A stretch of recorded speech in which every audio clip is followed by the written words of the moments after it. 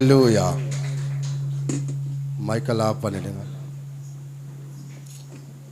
Praise the Lord. Hallelujah. దేవుని పరిశుద్ధ నామమునకు మహిమ కలుగును గాక. தேவனுடைய பரிசுத்த நாமத்திற்கு மகிமை உண்டாவதாக.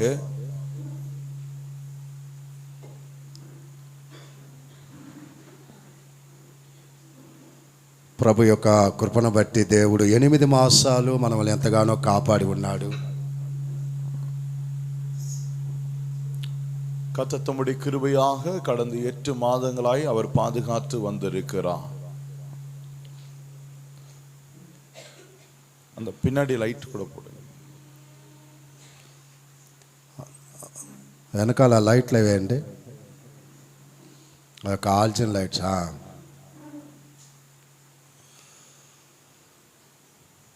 ఈరోజు ఈ మైకులు చాలా డిస్టర్బెన్స్ చేస్తూ ఉన్నాయి. ఈ దేవునికి మహిమ కలుగును గాక. దేవునికి మహిమ ఉండావதாக. ఈ యొక్క 9వ మాసం, ఈ యొక్క మొదటి పునరుద్ధానపు ఆరాధనలో దేవుడు మనం నడిపించినందుకు దేవునికి మహిమ కలుగును గాక. இந்த 9வது மாதத்தில் முதல் ஆராதனையில் ஆண்டவர் நம்மை கொண்டு வந்த கிருபைக்காய் ஆண்டவரை ஸ்தோத்திரிக்கிறேன். దేవుడు మన పట్ల ఎంతగానో గొప్ప కార్యాలు చేసే దేవుడు కాబట్టి தேவன் பட்சத்திலே அவர் பெரிய காரியங்களை செய்கிறவராய் இருக்கிறார். ఈరోజు చూడని వారు ఎంతో మంది ఉన్నారు. இந்த நாளை காணாதவர்கள் அநேகர் உண்டு. కానీ ఎందుకో దేవుడు మనల్ని ప్రేమించి సజీవ లెక్కలో ఉంచి, ஆனால் ஆண்டவர் நம்மை உயிரோடு கூட வைத்து ఈరోజు దేవుని మందిరానికి దేవుడు మనల్ని నడిపించి ఉన్నాడు. இன்றைக்கு தம்முடைய ஆலயத்திலே நம்மை நடத்தி இருக்கிறார். దేవునికే మహిమ కలుగును గాక. தேவனுக்கு மகிமை உண்டாவதாக. ప్రభు యొక్క కృపను బట్టి ఈరోజు కొద్దిసేపు మనము దేవుని వాక్యాన్ని ధ్యానించుకుందాం. கர்த்தருடைய கிருபையாக இன்று நாம் சற்று நேரம் தேவனுடைய வசனத்தை தியானிக்கலாம். యెరెమీయా 29వ అధ్యాయము 12వ వచనాన్ని మనం చదువుదాం. எரேமியா 29ஆம் அதிகாரம் 12ஆம் வசனத்தை வாசிக்கலாம்.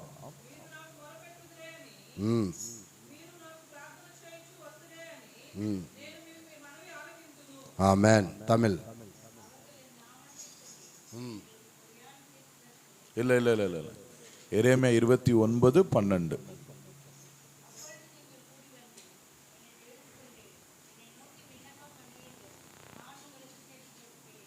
ఆమేన్. దేవుని పరిశుద్ధ నామమునకు మహిమ కలుగును గాక. దేవుని పరిశుద్ధ నామத்திற்கு మహిమ ఉండావதாக. మరి ఈరోజు ప్రార్థన గురించి కొద్దిసేపు మనము ధ్యానించుకుందాం. இன்றைக்கு நாம் ஜெபத்தை குறித்ததான காரியங்களை சற்று தியானிக்கலாம். మరి ఇక్కడ యెరెమీయా గారు చక్కటి ప్రార్థన ఒకటి చేస్తూ ఉన్నాడు. இங்க எரேமியாவை பார்க்கும் பொழுது ஒரு அருமையான ஜெபம் பண்ணுகிறதை பார்க்கிறோம். మరి యొక్క ప్రార్థన చేస్తున్న సమయంలో దేవాది దేవుడు యెరెమీయాకి చెప్తున్న మాట ఏది అంటే, இந்த எரேமியாவுக்கு ஆண்டவர் சொல்லுகிற காரியம் ஜெபத்தை குறித்து, నీ ప్రార్థన నేను ఖచ్చితంగా ఆలకిస్తాను అంటూ ఉన్నాడు. ஜெபத்தை நான் நிச்சயமாய் கேட்பேன் என்றவர் சொல்லுகிறார். నీ ప్రార్థన నేను ఆలకించి నీకున్న ప్రతి వాటిలో నుంచి నేను నిన్ను విడిపిస్తాను అని దేవుడు అంటూ ఉన్నాడు. ஜெபத்தை கேட்டு உனக்கு இருக்கிறதான எல்லா விஷயத்திலிருந்து நான் உன்னை விடுவிப்பேன் என்று ஆண்டவர் சொல்லுகிறார். కాబట్టి ప్రియ దేవుని బిడ్డలారా, ஆகினாலே தேவ பிள்ளைகளே, మరి ఈ రోజు మనము చేసే ప్రార్థన దేవుడు ఆలకించాలని ఇష్టపడుతూ ఉన్నాడు. இன்றைக்கு ஆண்டவர் நாம் செய்கிற ஜெபத்தை அவர் கேட்க வேண்டும் என்று அவர் விரும்புகிறார்.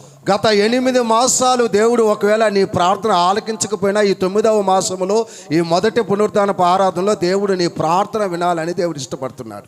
கடந்த 8 மாதங்களாக உன் ஜெபம் கேட்கப்படவில்லை என்னமோ, ஆனால் இந்த 9வது மாசத்திலே ஆண்டவர் உன் ஜெபத்தை கேட்பேன் என்று அவர் சொல்லுகிறார். నీకు ఉన్న ప్రతి ప్రాబ్లం నుంచి దేవుడు నీ ప్రార్థన ఆలకించి నిన్ను విడిపించాలని దేవుడు ఇష్టపడుతూ ఉన్నాడు. உனக்கு இருக்கிறதான எல்லா பிரச்சனைகளிலிருந்து ஆண்டவர் உன்னை விடுவிப்பேன் என்று அவர் சொல்லுகிறார். కాబట్టి ప్రతి వాటిలో నుంచి దేవుడు నీకు జవాబు ఇవ్వాలని ఇష్టపడుతూ ఉన్నాడు. ஆகினாலே எல்லாவற்றிலும் ஆண்டவர் உனக்கு ஒரு உத்தரவு கொடுக்க வேண்டும் என்று அவர் விரும்புகிறார். ఈ రోజు ప్రార్థించేవారు తక్కువైపోయారు. இன்றைக்கு ஜெபிக்கிறவர்கள் மிகவும் குறைந்து போனார்கள். మరి ప్రసంగం చేసే వాళ్ళు ఎక్కువైపోయారు, కానీ பிரசங்கம் பண்ணுகிறவர்கள் அதிகமாகிவிட்டார்கள். ప్రార్థన చేసేవారు తక్కువైపోయారు. ஜெபிக்கிறவர்கள் குறைந்து போனார்கள். కాబట్టి మనకి ప్రార్థన అనేది చాలా ప్రాముఖ్యము. ஆகினாலே ஜெபமானது நம்முடைய வாழ்க்கையில மிகவும் அவசியமானது. మానవుని యొక్క జీవితంలో ప్రార్థన లేకపోతే మనం ఏమీ సాధించలేము. மனிதனுடைய வாழ்க்கையிலே ஜெபம் இல்லை என்றால் சாதிக்க முடியாது. ప్రతి క్రైస్తవుడికి కావాల్సినది ప్రార్థన. ஒவ்வொரு மனிதனுக்கும் தேவையானது ஜெபம். మరి ఇప్పుడు ఉన్న ఈ యొక్క పరిస్థితిలో మనం ఎక్కువగా ప్రార్థనలోనే సమయం గడపాలి అనేది దేవుని యొక్క మాట మనకి తెలియజేస్తూ ఉంది. இன்றைக்கு இருக்கிறதான காலகட்டத்திலே நாம் அதிகமாக ஜெபத்தில் இருக்க வேண்டும் என்று தேவன் விரும்புகிறார். ఇప్పుడు యొక్క ప్రపంచం యొక్క పరిస్థితి చూస్తే చాలా భయంకరంగా ఉన్నది. உலகத்தின் நிலைமைகளை பார்க்கும் பொழுது பயங்கரமாய் காணப்படுகிறது. మరి ఇందులో నుంచి దేవుడు మనల్ని విడిపించాలన్నా, ఆశీర్వదించాలన్నా, తప్పించాలన్నా ప్రతి ఒక్కరికి ప్రార్థన అనే ఆయుధము చాలా ప్రాముఖ్యము. இன்றைக்கு இருக்கிறதான இப்படிப்பட்ட சூழ்நிலையிலிருந்து நாம் தப்பித்துக் கொள்ள வேண்டும் என்றால் ஜெபம் என்ற ஆயுதம் மிக அவசியமாய். కానీ ఈ రోజు క్రైస్తవ జీవితంలో ప్రార్థన చేసేదానికి ఎక్కువగా సమయం ఇచ్చే కుటుంబాలు లేవు. இன்றைக்கு நாம் பார்க்கும் பொழுது கிறிஸ்தவர்கள் என்று சொல்லப்படுகிறதான கிறிஸ்தவ குடும்பங்களிலே ஜெபத்திற்கு நேரம் இல்லாமல் இருக்கிறது. కాబట్టి ఈ రోజు ప్రతి ఒక్కరికి మనకి వ్యక్తిగత జీవితంలో కానీ, కుటుంబంలో కానీ, సంఘంలో కానీ ఎక్కువగా ప్రార్థన జరగాలి. ஆகினாலே நம்முடைய தனிப்பட்ட வாழ்க்கையிலும் குடும்பத்திலும்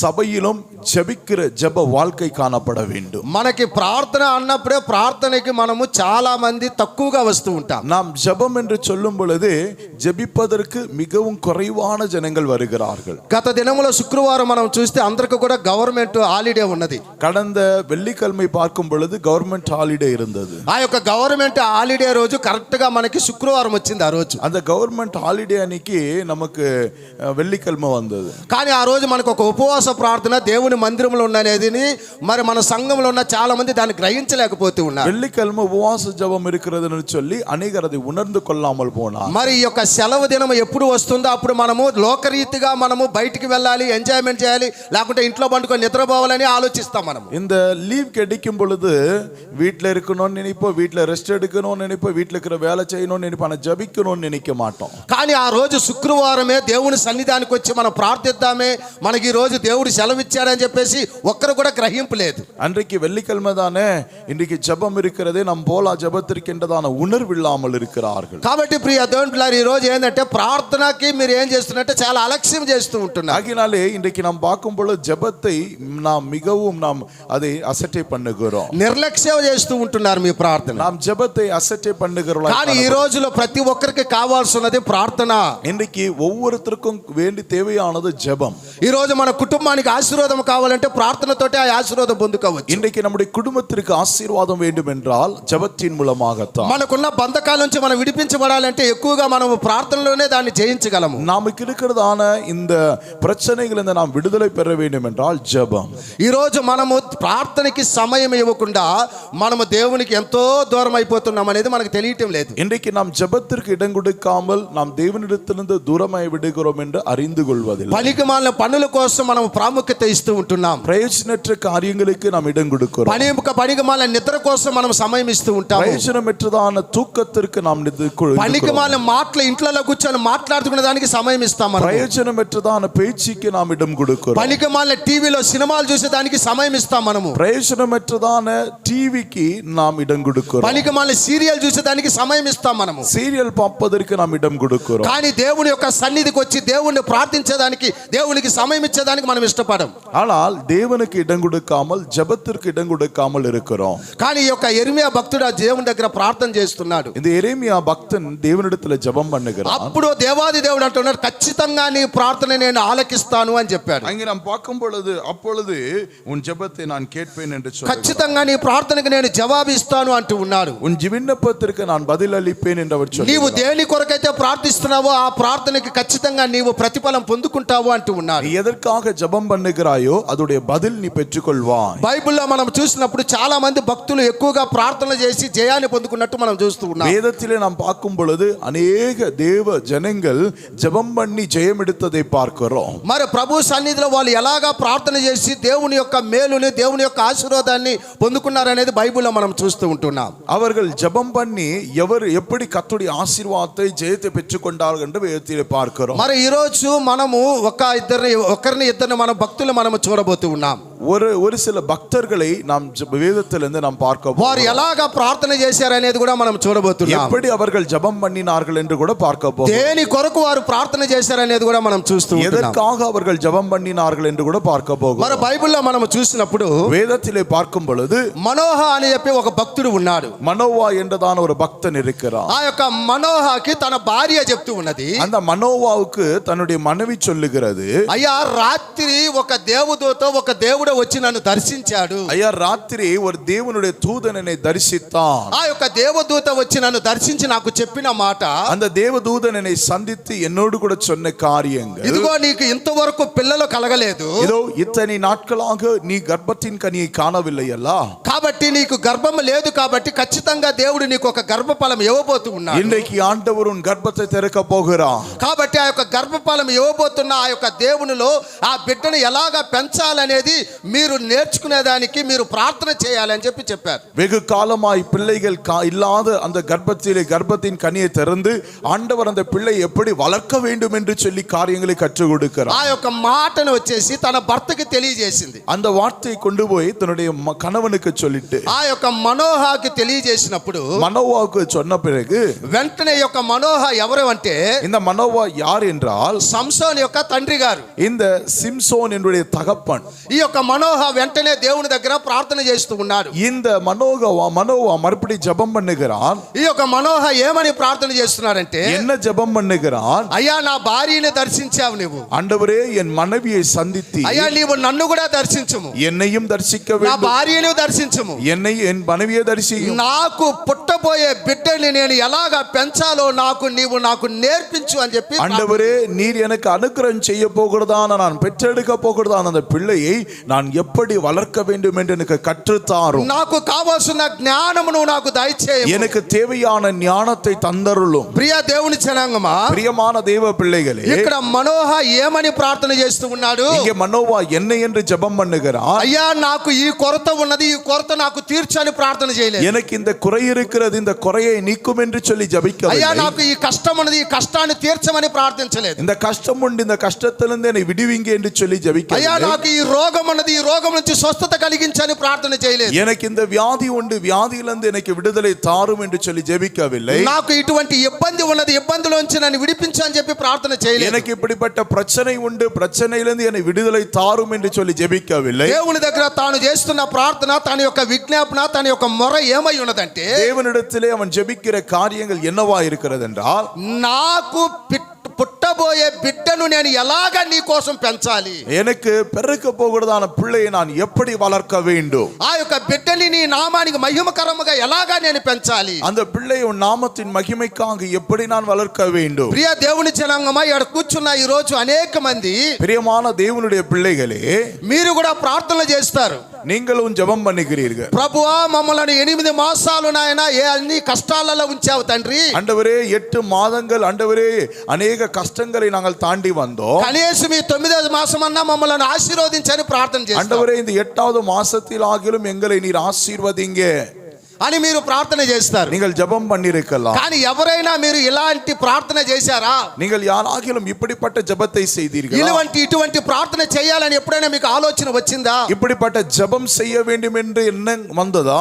ఈ రోజు నీకు పుట్టిన బిడ్డల కోసం నువ్వు ప్రార్థించాలనేది దేవుని యొక్క చిత్తమై ఉన్నది. இன்றைக்கு உனக்கு பிறந்த பிள்ளைகளுக்கு ஜெபிக்கிற கடமை உன் மீது இருக்கிறது. ఎందువల్లంటే నా బిడ్డలను నా దేవుని కోసం పెంచాలని ఎప్పుడైనా మీరు ప్రార్థించేదానికి ఆసక్తి చూపించి ఉన్నారా? என் பிள்ளைகளை கர்த்தருக்காக நான் வளர்க்க வேண்டும் என்று எண்ணம் எப்பொழுதாயினும் உண்டாயிற்றா? ఎప్పుడు చూసినా కూడా మన కష్టాల కోసం, మన ఇబ్బందుల కోసం, మన బాధల కోసమే మనం ఎక్కువ ప్రార్థన చేస్తాం. எப்பொழுது பார்த்தாலும் நம்முடைய கஷ்டங்களுக்கு, நம்முடைய இக்கட்டுகளுக்கு நாம் ஜெபித்துக் கொண்டிருக்கிறோம். నాకు ఇచ్చిన బిడ్డలు నా దేవుణ్ణి మహిమపరచాలి, నా దేవుణ్ణి ప్రార్థించాలి, నా దేవునిలో ఎదగాలి అని చెప్పి ఎప్పుడైనా మనము ఇలాంటి యొక్క ఆసక్తి కలిగిన ప్రార్థన మనమే చేసామా?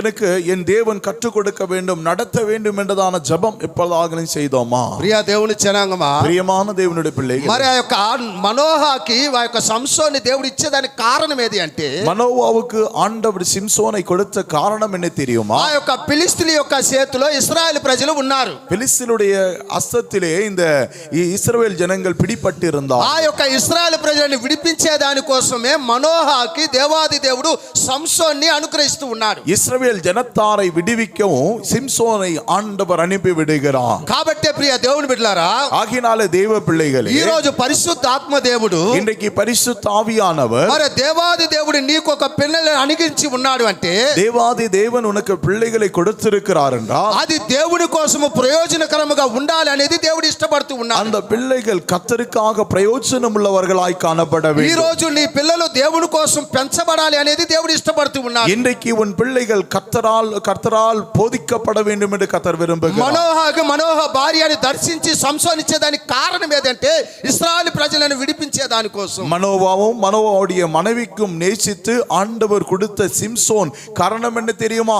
இஸ்ரவேல் ஜனத்தாருக்கு விடுதலை வரவும், వారిని దేవాది దేవులో పరిపూర్ణముగా విడుదలిచ్చి రక్షించాలి, అని కాపాడాలి అనేది ఆ యొక్క దేవుని యొక్క చిత్తమయ్యి, அவர்களை பரிபூர்ணமாய் விடுவிக்கவும் ரட்சிக்கவும் தான் இயேசு தேவாதி தேவன் சிம்சோனை கொடுத்தார். ప్రియ దేవుని బిడ్డలారా, இன்றைக்கு தேவாதி தேவனே, ఇక్కడ కూర్చున్న ప్రతి ఒక్కరికి దేవాది దేవుడు సంతానం ఇచ్చి ఉన్నాడు. தேவாதி தேவன் உங்களுக்கு ஆண்டவர் பிள்ளைகளையும் ஆசீர்வாதங்களை தந்திருக்கிறார். మరి ఇక్కడికి ఇచ్చిన ఉన్న వారికి ప్రతి ఒక్కరికి పిల్లల్ని ఇచ్చి ఉన్నాడు. இங்குள்ளதான உங்களிலே யாவருக்கும் தேவன் பிள்ளைகளை கொடுத்திருக்கிறார். కానీ నీ పిల్లల కోసం ఎప్పుడైనా నీవు ఈ రీతిగా దేవునిలో ఎదగాలని ప్రార్థన చేసావా? நீ உன் பிள்ளைகளுக்காக ஜெபம் பண்ணிருக்கிறாயா? என் பிள்ளைகள் கர்த்தருக்குள் வளர வேண்டும் என்று சொல்லி.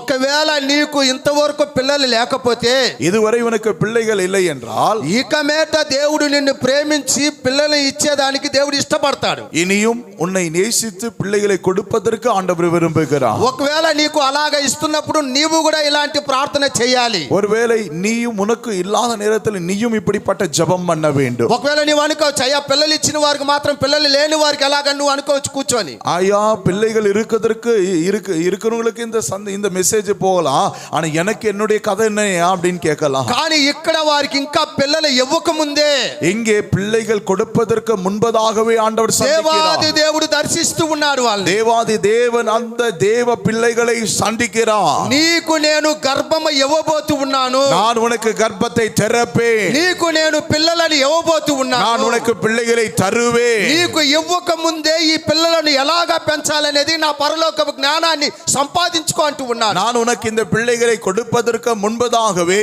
இந்த பிள்ளைகளை எப்படி வளர்க்க வேண்டும் என்று நான் பரலோக ஞானத்தை பெற்றுக்கொள். நீ కాబట్టి ఇంతవరకు గర్భఫలం లేని వారికి దేవుడు గర్భఫలం ఇచ్చిన తర్వాత, இதுவரை கர்ப்பத்தின் கனியை கொடுத்தவர்களுக்கு கர்ப்பத்தின் கனி கொடுக்காதவர்களுக்கும் దేవాది దేవుడు దర్శించి చెప్తున్న మాట ఇదే. தேவன் சந்தித்து பேசுகிற காரியங்கள், ఖచ్చితంగా నీ పిల్లలను దేవుని కోసం నువ్వు పెంచాలి అంటూ ఉన్నాడు. நிச்சயமாய் நீ தேவாதி தேவனுக்கென்று உன் பிள்ளைகளை வளர்க்க வேண்டும். ఎందువల్లంటే ప్రియ దేవుని బిడ్డలారా, எதற்கென்றால் தேவ பிள்ளைகளே, ఇప్పుడు మరి సాతాను అనే దుష్టుడు ఏం చేస్తున్నాడంటే మన పిల్లల మీదనే టార్గెట్ చేసి, பொல்லாத சாத்தானானவன் யாரை டார்கெட் பண்றான் என்றால் பிள்ளைகளை டார்கெட் ఈ பண்ணுகிறான். రోజు ఒక్కొక్క కుటుంబంలో ఒక్కొక్క తండ్రి గాని తల్లి గాని తన పిల్లల నిమిత్తము దుఃఖపడుతూ వేదన పడుతూ కన్నీరు గారిస్తున్న ప్రతి కుటుంబాలు ఉన్నాయి. இன்றைக்கு நாம் பார்க்கும் பொழுது ஒவ்வொரு குடும்பத்திலும் தாய் தகப்பன்மார்கள் துக்கப்பட்டு வேதனைப்பட்டு கண்ணீர் விடுகிறதை பார்க்கிறோம். కారణం ఏది అని అంటే, காரணம் என்ன தெரியுமா? అయ్యో నా బిడ్డ నాకు ప్రయోజనకరంగా ஐயோ ఉంటాడు, என் பிள்ளைகள் எனக்கு பிரயோஜனம் உள்ளவர்களாய் இருப்பார்கள், నన్ను వారు పోషించేవారుగా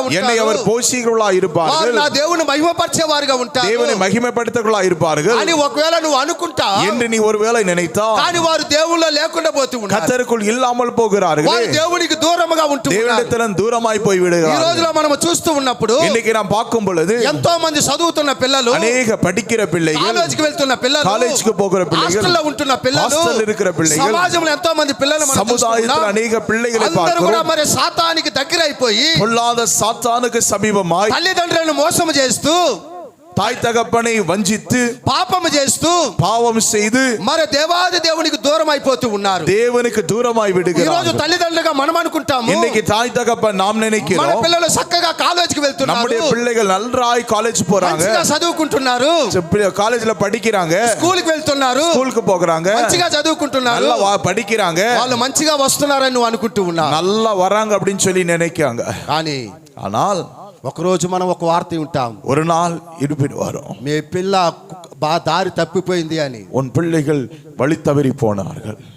ఈరోజు అనేకమైన కుటుంబాల పరిస్థితి ఇలాగనే. இன்னைக்கு அநேகருடைய குடும்பத்திலே நிலைமைகள் இப்படி இருக்கு. ఈరోజు అనేకమైన కుటుంబాల పరిస్థితులు ఇలాగనే ఉన్నాయి. அநேகருடைய குடும்ப நிலைமைகள் இப்படி காணப்படுகிறது. ప్రియ దేవుని జనాంగమా, பிரியமான தேவனுடைய பிள்ளைகளே, అటువంటి పరిస్థితుల్లో వారు పోకుండా ఉండాలి అంటే, அப்படிப்பட்ட நிலைமைகளை நீங்கள் போக கூடாது என்றால், వారు నీకు నీ కుటుంబానికి దేవునికి ప్రయోజనకరంగా వారు ఉండాలి అంటే, உனக்கும் உன் குடும்பத்திற்கும் பிரயோஜனமுள்ளவர்களாக இருக்க வேண்டும் ఒక తల్లిగా ఒక తండ్రిగా నీవు చేయవలసిన ప్రార్థన నీ బిడ్డల కోసం భారం కలిగి ప్రార్థించాలి. தாயாக தகப்பனாக பாரப்பட்டு கண்ணீரோடு ஜெபிக்கிற ஒரு பாரம் கொண்டிருக்க வேண்டும். ఈడ కూర్చున్న తల్లిదండ్రులు ఉదయం లేచిన వెంటనే నీ బిడ్డల యొక్క బెడ్ దగ్గరికి వెళ్ళి ఎంతమంది వాళ్ళ చేతుల నుంచి మీరు ప్రార్థన చేసి ఉన్నారు? இந்த இடத்தில் அமர்ந்திருக்கிறதான பெற்றோர்கள் உங்கள் பிள்ளைகள் இடத்துல போய் காலையில் எழுந்த உடனே பிள்ளைகள் மேல் தலைமேல் கை வைத்து ஜெபம் பண்ணுகிறவர்கள் எத்தனை பேர்கள்? నీకు ప్రార్థన అలవాటు ఉంటే కదా, உனக்கு ஜெபத்தின் அந்த అలవాటు இருந்தா தானே, దేవుని యొక్క భయం నీకు ఉంటే, தேவனுடைய பயம் உனக்கு இருந்தால், నీవు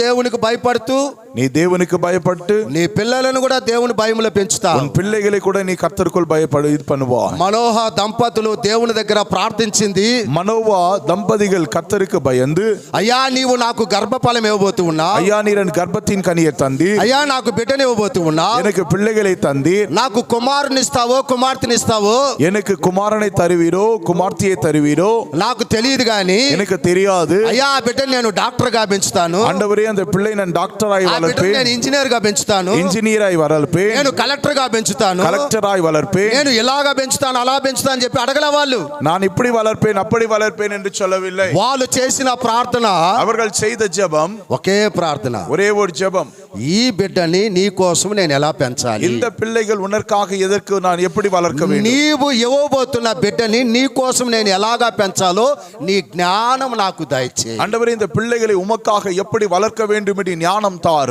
నీవిచ్చిన ఈ యొక్క గర్భఫలాన్ని నేను ఎలాగా నీ కోసం ప్రయోజనముగా పెంచాలో నాకు నేర్పించు. ஆண்டவரே இந்த பிள்ளைகள் உமக்கு பிரயோஜனமுள்ளவர்களாய் எப்படி நான் வளர்க்க வேண்டும். ఒక తల్లిగా ఒక తండ్రిగా ఎప్పుడైనా నీ బిడ్డ నిమిత్తమై ఇలాగా నువ్వు ప్రార్థన చేసావా? ஒரு தாயாக ஒரு தகப்பனாக உன் பிள்ளைகளுக்காக நீ இப்படி ஜெபம் பண்ணியிருக்கிறாயா? ఈ రోజు ప్రియ దేవుని బిడ్డలారా, இன்றைக்கு தேவனுடைய ఈ பிள்ளைகளே, రోజు నీ బిడ్డల గురించి నువ్వు ఎందుకు దుఃఖపడుతున్నావు? இன்னைக்கு உன் பிள்ளைகளை குறித்து ஏன் ఈ துக்கப்படுகிறாய்? రోజు నీ పిల్లల గురించి నువ్వు ఎందుకు బాధపడుతున్నావు? உன்னுடைய பிள்ளைகளை குறித்து ஏன் வேதனைப்படுகிறாய்? కారణం నీవే. காரணம் நீதான். నీ బిడ్డలను నీవు దేవునిలో పెంచేదానికి నీవు దానికి ప్రాముఖ్యత ఇవ్వలేదు. நீ உன் பிள்ளைகளை கர்த்தருக்குள் வளர்ப்பதற்கு நீ முயற்சி எடுக்கவில்லை. మనోహ దంపతులు అలాగా చేయలేదు ప్రియ దేవుని బిడ్డలారా. தம்பதிகள் அப்படி செய்யவில்லை. దేవుని దగ్గర ఒకటే అడుగుతూ ఉన్నారు, தேவனிடத்தில் ஒன்றே கேட்கிறார், అయ్యా నా బిడ్డలు నీవిచ్చిన నాకిచ్చిన కుమారుడు నీ కోసము ప్రయోజనకరంగా ఉండాలి. ஆண்டவரே நீர் எனக்கு கொடுத்த இந்த சந்தானமானது உமக்கு பிரயோஜனம் உள்ளதா இருக்க வேண்டும். ప్రియ దేవుని బిడ్డలారా, பிரியமான தேவனுடைய ఈ రోజు பிள்ளைகளே, ప్రతి ఒక్క తల్లిదండ్రులు ఆశపడేది ఏది అంటే, இன்னைக்கு ஒவ்வொரு தாய் தகப்பனும் அவர்கள் నా బిడ్డ పెరిగి పెద్దవాడు అయిన తర్వాత என் பிள்ளைகள் வளர்ந்து தோங்கின பிறகு నాకు నా కుటుంబానికి ప్రయోజనకరంగా ఉంటది అనుకుంటా. எனக்கும் என் குடும்பத்திற்கு பிரயோஜனம் உள்ளதா இருக்கும். కానీ ఈ రోజు అలాగా అనేక మంది లేరు. ఆమె కూర్చోబెట్టండి, ఫస్ట్ ఆమె వెనకాడని కూర్చోబెట్టండి.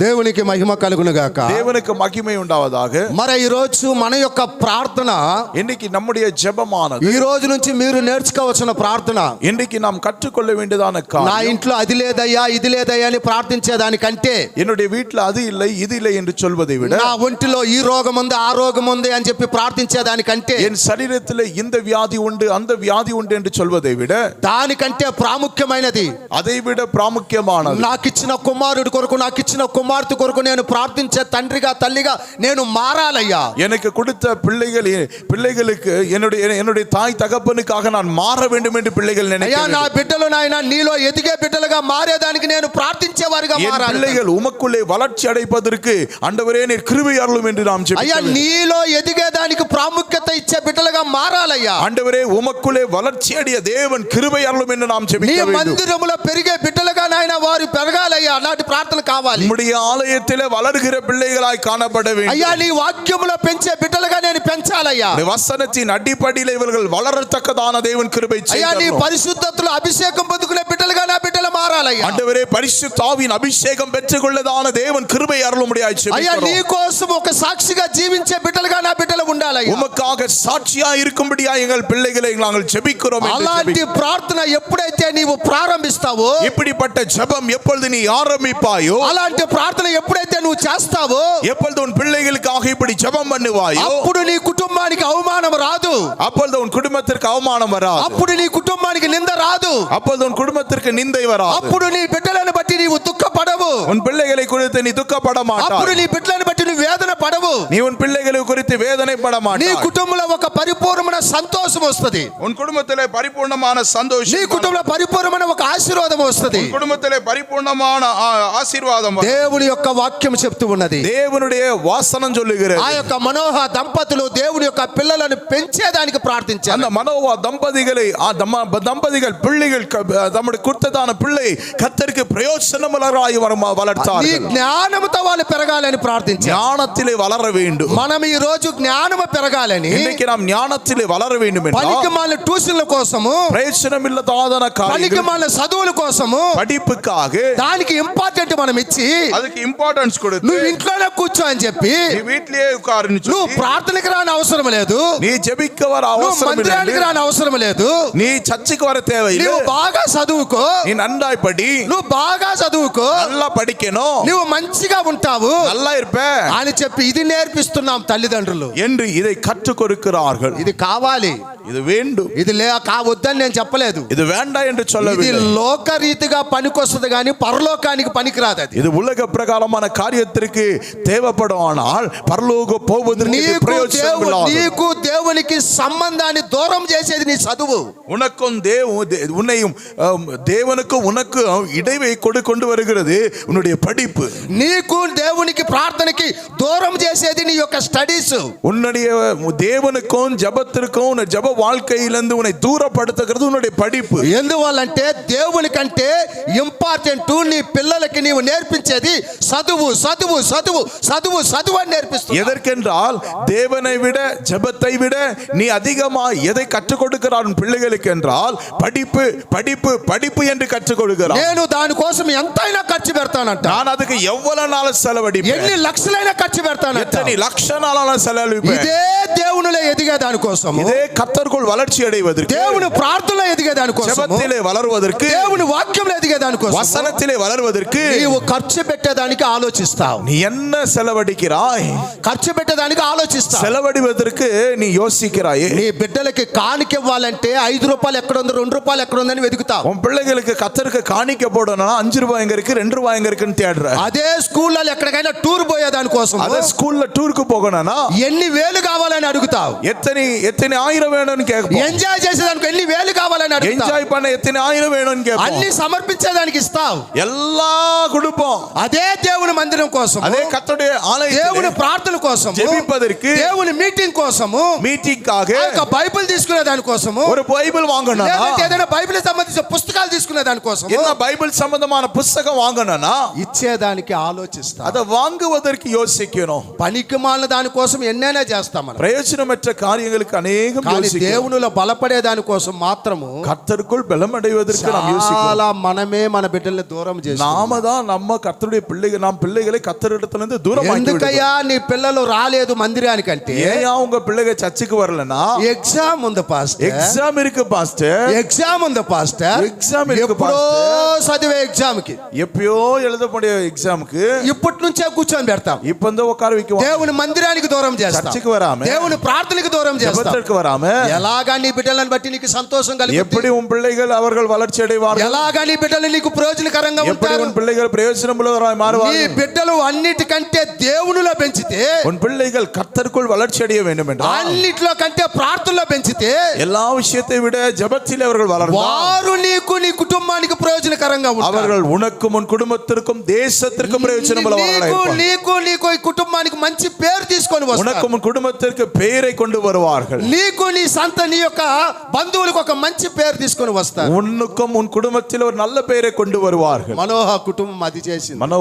మనోவா அப்படி செய்தான். దేవా నువ్వు నాకు పిల్లల్ని ఇస్తున్నావు. ஆண்டவரே எனக்கு பிள்ளைகள் చాలా సంతోషం. సంతోషం ఆండవరే. ఇంతవరకు నాయన నాకు పిల్లలు లేకుండా ఉన్నారు. இதுவரை எனக்கு பிள்ளைகள் இல்ல. అయ్యా నన్ను ప్రేమించావు, నా భార్యను ప్రేమించావు అయ్యా. என்னை நேசித்து பிள்ளைகளை நேசி. నీవు ఇచ్చే బిడ్డని నేను నీ కోసం ఎలా పెంచాలో నేర్పించు. ஆண்டவரே என்னையும் என் மனைவியை நேசித்து கொடுத்த இந்த பிள்ளை உமக்காக நாங்கள் எப்படி வளர்க்க வேண்டும் என்று சொல்லி கற்றுத்தாரும் என்று கேட்டார்கள். ఎప్పుడైనా నీకు పుట్టిన బిడ్డలను ఇలాగ దేవుని కోసం నేను పెంచాలని సమర్పణ జీవితం కలిగిన తల్లిదండ్రులు ఎంతమంది ఉన్నారు ఇక్కడ? இப்பொழுது வரைக்கும் உங்களுக்கு ஆண்டவர் கொடுத்த பிள்ளைகளை கத்தருக்கென்று ஒப்பு கொடுத்து வளர்க்க வேண்டும் என்று சொல்லி ஜெபம் பண்ணின பெற்றோர்கள் எத்தனை பேர் இருக்கீங்க? కాబట్టి ప్రియ దేవుని బిడ్డలారా, ஆகினால தேவ பிள்ளை, ఈ రోజు నీ కుటుంబం దీవెనకరంగా ఉండాలి అంటే, இன்றைக்கு உன் குடும்பம் ஆசீர்வாதமா இருக்க నీ வேண்டும். కుటుంబం ఆశీర్వాదకరంగా ఉండాలి అంటే, உன் குடும்பம் ஆசீர்வதிக்கப்பட்டிருக்க నీ வேண்டும். కుటుంబం నీ పిల్లల ద్వారా సంతోషంగా ఉండాలి అంటే, உன் பிள்ளைகள் உன் மூலமாக சந்தோஷமா இருக்க வேண்டும். సమాధానంతో నీ కుటుంబం ఉండాలి అంటే, சமாதானத்தில் இருக்க வேண்டும் என்றால் ఈ రోజు నీ పిల్లలను దేవునిలో పెంచండి. இன்றைக்கு உன் பிள்ளைகளை கத்தருக்குள் வளர்க்க வேண்டும். నీ ప్రార్థన నీ బిడ్డల కోసము దేవునిలో బలపడే బిడ్డలుగా ఉండాలని ప్రార్థన చేయి. உன் ஜெபமானது கத்தருக்குள் வளர்ச்சி அடைகிற ஒரு ஜெபமா இருக்க வேண்டும். ఇటువంటి ప్రార్థన మనం చేయాలి. இப்படிப்பட்ட ஜெபம் நாம் செய்ய வேண்டும். ప్రియ దేవుని బిడ్డలారా, பிரியமான தேவ பிள்ளைகளே, దుష్టుడు సాతానుడు ఇప్పుడున్న ట్రెండ్ లో ఏంటంటే చాలా మంది పిల్లల్ని యవనస్తుల్నే పట్టుకుంటూ ఉన్నాడు. இன்றைக்கு இந்த காலகட்டத்திலே பார்க்கும் பொழுது பொல்லாத சாத்தானானவன் அவன் வாலிப பிள்ளைகளை சின்ன பிள்ளைகளை பிடித்துகிறான். చిన్న చిన్న వయసులో ఉన్న పిల్లలే ఈ రోజు మనం చూస్తే ప్రేమ దోమ అని చెప్పేసి తిరుగుతూ ఉన్నారు. சின்ன சின்ன வயசில் இருக்கிறதான பிள்ளைகள் இந்த காதல் என்றதான விஷயத்திலே இந்த பிசாசான చాలా ఘోరంగా 6వ తరగతి 7వ తరగతి చదివే పిల్లలను కూడా మనము చూస్తూ ఉన్నాం. యూట్యూబ్ లో కానీ న్యూస్ లో కానీ చాలా వస్తున్నాయి. நியூஸ்ல யூடியூப்ல நம்ம எல்லாம் பார்க்கும் பொழுது 6வது கிளாஸ் 7வது கிளாஸ் படிக்கிற பிள்ளைகள் எல்லாம் காதல் என்றதான இந்த வலையிலே விழுந்து பிசாசானவனால் பிடிக்கப்படுகிறார்கள். ఇలాగా సాతాను ద్వారా పట్టబడుతూ ఉన్నారు. பிசாசினால் பிடிக்கப்படுகிறார்கள். కాబట్టి ఈ బంధకములో నుంచి మన పిల్లలను దేవుడు విడిపించాలి అంటే, ஆகினால இந்த கட்டுகளிலிருந்து நம்முடைய பிள்ளைகள் கட்டவிழ்க்கப்பட வேண்டும் என்றால் మన యొక్క బాధ్యత మనము మన బిడ్డల పట్ల కలిగిన యొక్క ప్రేమను బట్టి వాళ్ళ కోసం ఎక్కువగా ప్రార్థించే తల్లిదండ్రులుగా మారాలి. நம்மீது ஆண்டவர் வைத்த கடமை, ஆண்டவர் நமக்கு கொடுத்த பொறுப்பின் பிரகாரம் நாம் நம்முடைய பிள்ளைகளுக்காக பாரப்பட்டு ஜெபிக்க வேண்டும். కానీ ఇలాంటి ప్రార్థన మనం నేర్చుకోవాలి. ఎప్పుడు இப்படிப்பட்ட ஜெபத்தை நாம் கற்றுக்கொள்ள నేను வேண்டும். ఉదయం లేస్తే ప్రార్థిస్తానయ్యా అని చెప్పి అంటున్నావు. ஒவ்வொரு நாளும் காலையில எந்திரிச்ச உடனே நான் ஜெபம் பண்ணுகிறேன் என்று నేను சொல்லுகிறவர். బైబిల్ వాక్యాన్ని ధ్యానిస్తాను అంటున్నావు. நான் பைபிள் வசனத்தை தியானிக்கிறேன் என்று చాలా சொல்லுகிறவர். సంతోషం. ரொம்ப சந்தோஷம். కానీ నీ పిల్లల కోసం ఎంతవరకు నువ్వు ఉదయం లేచి ప్రార్థన நீ చేస్తున్నావు? உன் பிள்ளைகளுக்காக எவ்வளவாய் ஜெபம் பண்ணுகிறாய்? ఎంతవరకు దేవా ఈ బిడ్డలను నీ కోసం పెంచాలి, నీ జ్ఞానం దయచేయమని ప్రార్థిస్తున్నావు? ஆண்டவரே நீர் கொடுத்த இந்த பிள்ளைகளுக்கு உம்முடைய ஞானம் தாரும், ஆண்டவரே நீர் பாதுகாத்துக் கொள்ளும் என்று சொல்லி எத்தனை பேர் ஜெபம் பண்ணுகிறீர்கள்? ఎంతవరకు ఈ పిల్లలు నీలో ఎదగాలని చెప్పి మీరు ప్రార్థన చేస్తున్నారు? ஆண்டவரே உமக்குள்ளே வளர்ச்சி அடைய வேண்டும் என்று சொல்லி எத்தனை பேர்கள் நீங்கள் ஜெபம் பண்ணுகிறீர்கள்? కాబట్టి ప్రియ దేవుని బిడ్డలారా, ஆகினால தேவ பிள்ளைகளே, ముందు మీరు దేవునికి ప్రార్థించే బిడ్డలుగా మారండి. తల్లిదండ్రులు முதலாவது நீங்கள் ஜெபம் பண்ணுகிறவர்களாய் மாற வேண்டும். ఫస్ట్ దేవుని యందు భయభక్తి కలిగిన తల్లిదండ్రులుగా మీరు మారండి. முதலாவது நீங்கள் கர்த்த தேவனுக்கு பயந்து நடுகிற అలాగా భయభక్తి కలిగి ప్రార్థించే బిడ్డలుగా మీరు మారినప్పుడు, அப்படி பயபக்தியா இன்று நீங்கள் வாழும் பொழுது மாறும் பொழுது ఆటోమేటిక్ గా నీ పిల్లల కోసం ఖచ్చితంగా మీరు ప్రార్థన చేస్తారు. நிச்சயமாய் உம்முடைய பிள்ளைகளுக்காக நீங்கள் பாரப்பட்டு கண்ணீரோடு ஜெபம் అలాగా பண்ணுவீர்கள். మీరు ప్రార్థన చేసినప్పుడు அப்படி நீங்கள் ஜெபம் பண்ணும் பொழுது ఖచ్చితంగా త్రోవ తప్పిన బిళ్ళలో తిరిగి వారు బుద్ధి తెచ్చుకొని మళ్ళీ దేవుని వైపు తిరుగుతారు. நிச்சயமாய் வழி தவறினதான பிள்ளைகள் மறுபடியுமாக கர்த்தருக்குள் வருவார்கள். సాతాను బంధకములో ఉన్న బిడ్డలందరూ కూడా విడిపించబడతారు. பிசாசின் பிடியிலே பிடிபட்ட பிள்ளைகள் விடுவிக்கப்படுவார்கள். వారు ఏ బంధకములో ఉన్నారో అందులోంచి వారు విడిపించబడతారు. அவர்கள் எப்படிப்பட்ட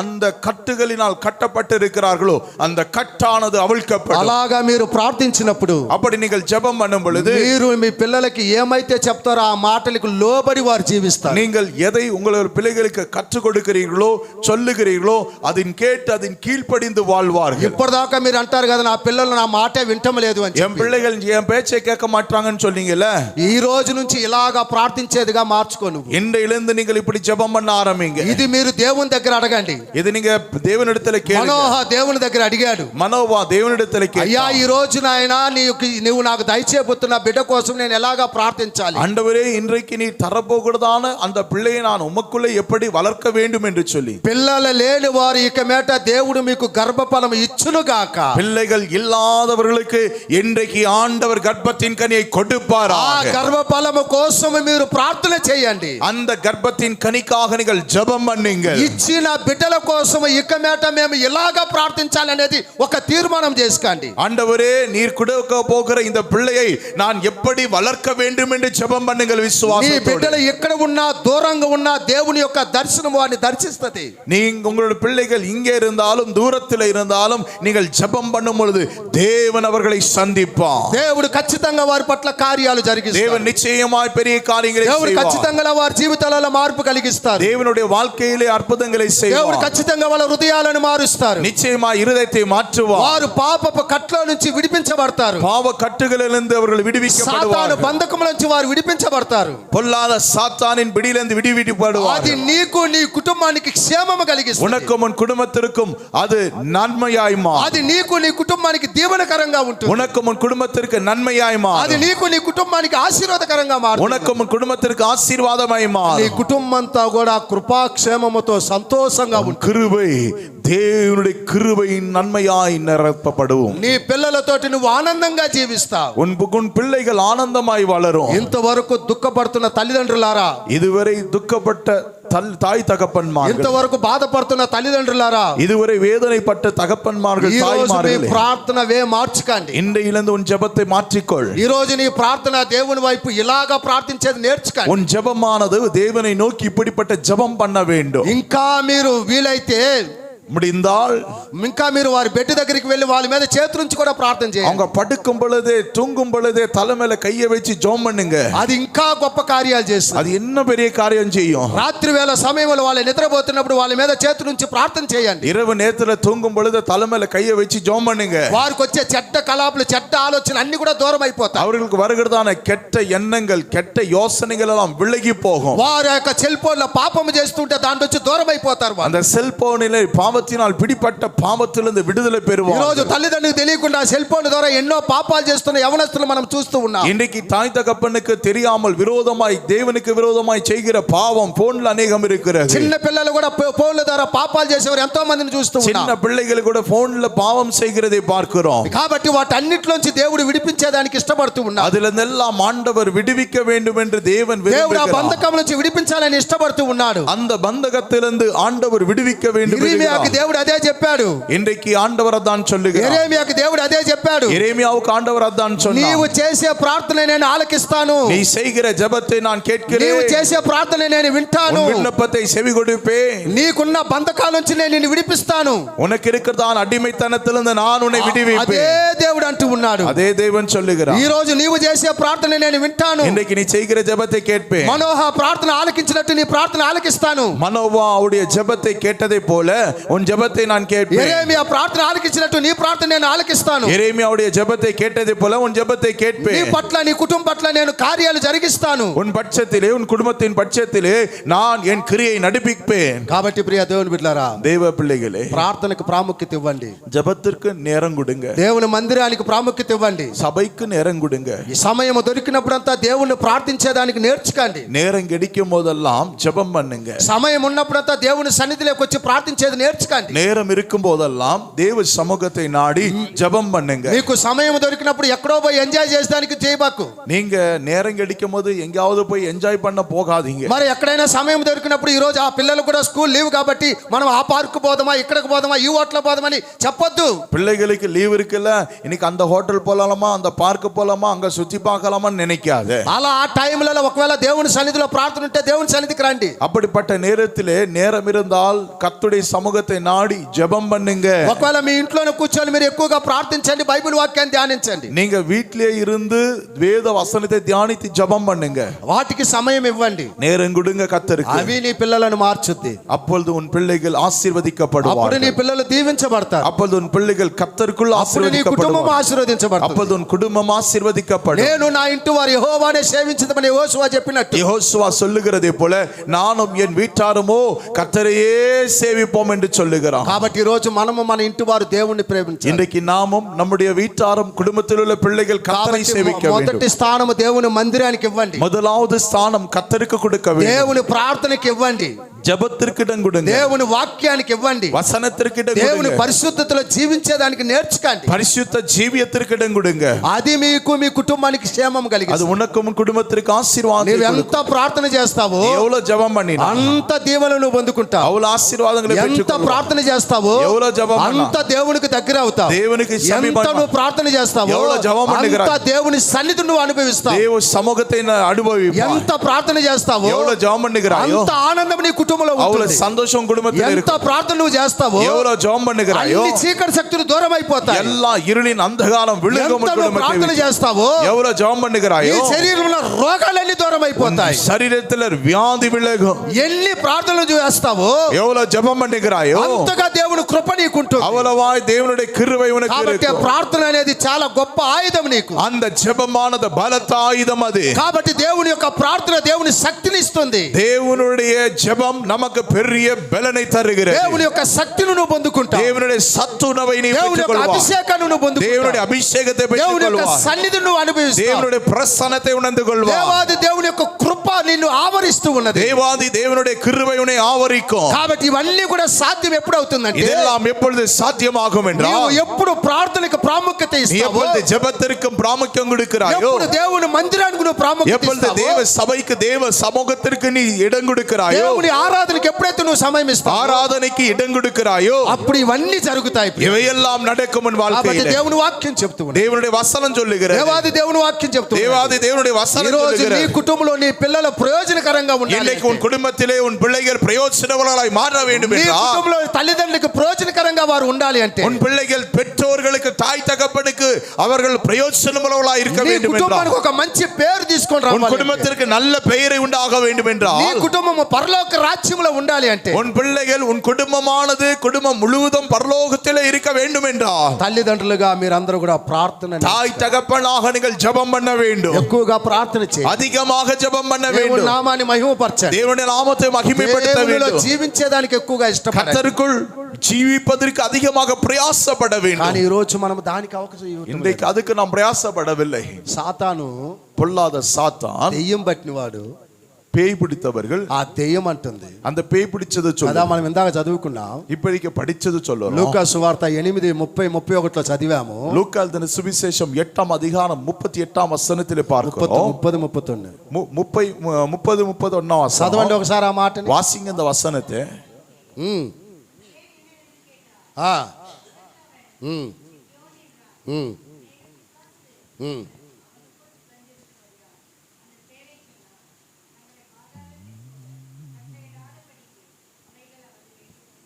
ఆమేన్. ఉమ్. ఉమ్. ఉమ్. ఉమ్. ఉమ్. ఆమేన్. ఇక్కడ దెయ్యము ప్రార్థన చేస్తుంది. இங்க பேய் ஜெபம் பண்ணுகிறது. దెయ్యాలు ప్రార్థన చేస్తున్నాయి. பேய்கள் ஜெபம் பண்ணுகிறது. ఈరోజు మనము ప్రార్థన చేస్తాం. நாமும் ஜெபம் பண்றோம். దెయ్యాలు ప్రార్థన చేస్తాయి. பேய்களும் ஜெபம் பண்ணுது. దెయ్యాలు ఏమని ప్రార్థన చేస్తాయి? பேய்கள் என்ன ஜெபம் பண்ணுது தெரியுமா? నన్ను పాతాళం లేకపోనియొద్దయ్యా. ஆண்டவரே என்னை பாதாளத்திலே தள்ளி விடாதீங்க. పాతాళము అని అంటే నరకము. பாதாளம் என்றால் நரகம். అక్కడ అగ్ని ఉంటుంది. அங்கே அக்கினி இருக்கும். అక్కడ పాపము చేసే వాళ్ళందరూ కూడా పడేదానికి దేవుడు ఏర్పాటు చేశాడు. பாவம் செய்தவர்கள் எல்லாம் அதிலே எரிந்து போவதையாய் அதை ஆயத்தப்படுத்தினார் ஆண்டவர். అది దానికి ముందు మరి ఈ యొక్క దెయ్యాల కోసం పాతాళాన్ని ఏర్పాటు చేశాడు దేవుడు. இந்த நரகத்தை யாருக்காக சிருஷ்டித்தார் என்றால், சாத்தானுக்கும் சாத்தானுடைய கூட்டணிக்கும் அதை சிருஷ்டித்தார். దేవుడు ముందు ఏర్పాటు చేసింది వాళ్ళ కోసం. முதலாவது இந்த நரகம் யாருக்கு என்றால், இந்த சாத்தான் சாத்தானுக்கும் சாத்தானுடைய கூட்டணிக்கும். కానీ ఈ రోజు ఆ యొక్క పాతాళము ఇప్పుడు ఎవరికి ఉంటుందంటే, இன்னைக்கு நாம் பார்க்கும் பொழுது அந்த பாதாளம் யாருக்குடையது என்றால் పాపము చేసిన వారిని ఆ పాతాళములో వేసేదానికని బైబిల్ చెప్తున్నారు. அங்கே பாவம் செய்கிறவர்களை அந்த பாதாளத்திலே போடுவதற்காக அவர்களை வைக்கப்பட்டிருக்கிறது. కాబట్టి ఆ దెయ్యాలు అంటున్నాయి, அந்த பேய்கள் சொல்லுகிறது, అయ్యా మమ్మల్ని పాతాళములోకి పంపియొద్దు, ஐயா எங்களை பாதாளத்திலே தள்ளாதீங்க, అయ్యా పాతాళములో వేస్తే మేము తట్టుకోలేము நாங்கள் பாதாளத்திலே போட்டால் நாங்கள் அதை பொறுத்துக் கொள்ள అని முடியாது. దేవుని దగ్గర ప్రార్థన చేస్తున్నాయి. தேவனிடத்தில் ஜெபம் பண்ணுகிறார்கள். బాగా ఆలకించండి. நன்றா யோசிங்க.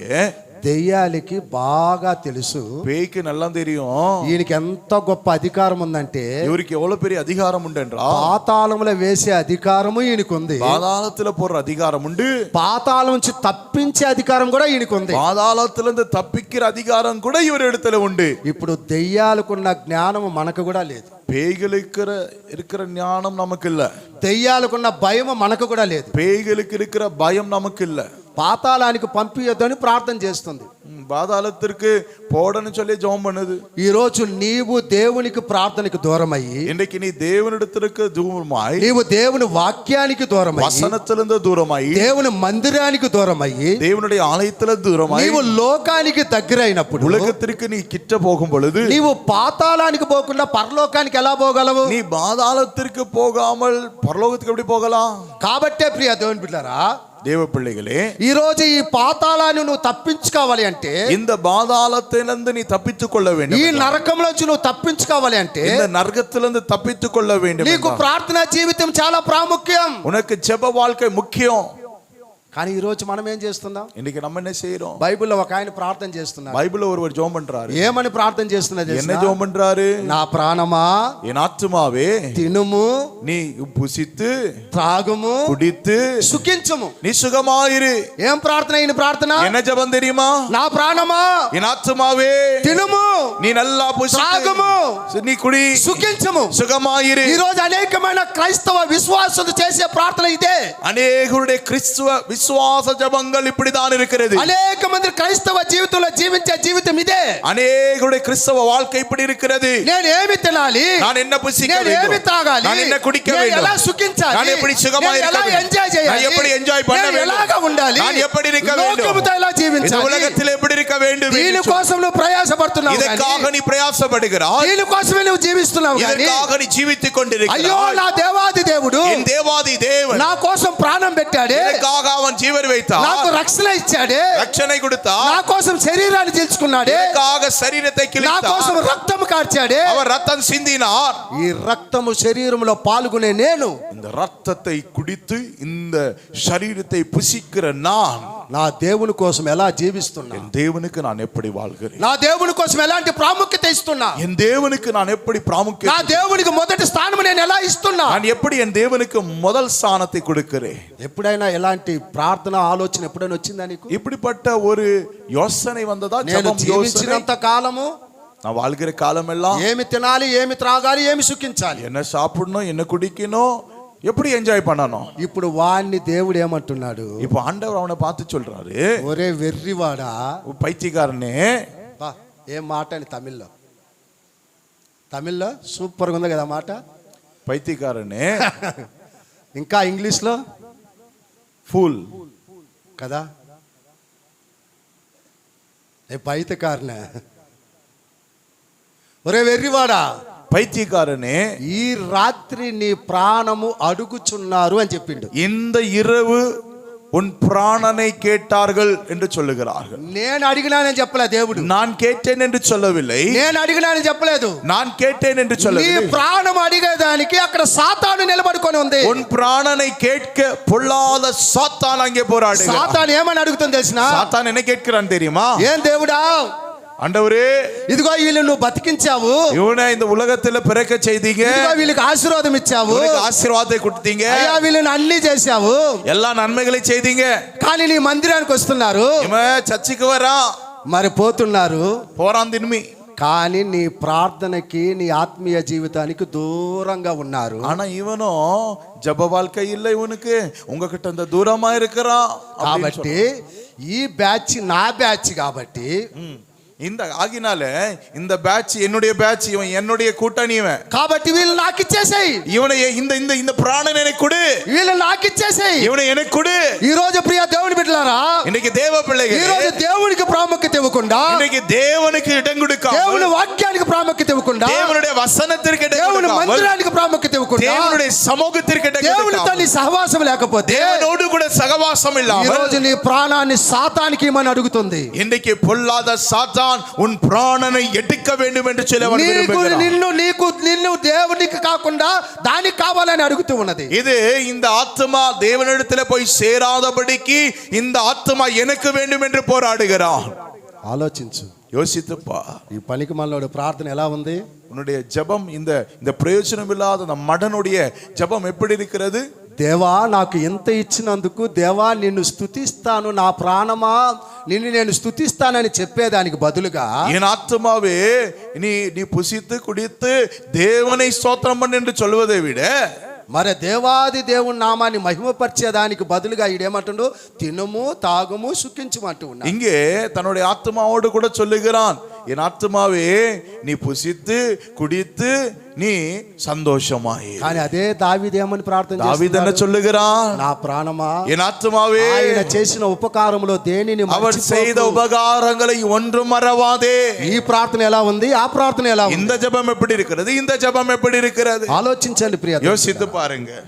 ఈరోజు సాతాను పొంచుకొని ఉన్నారు.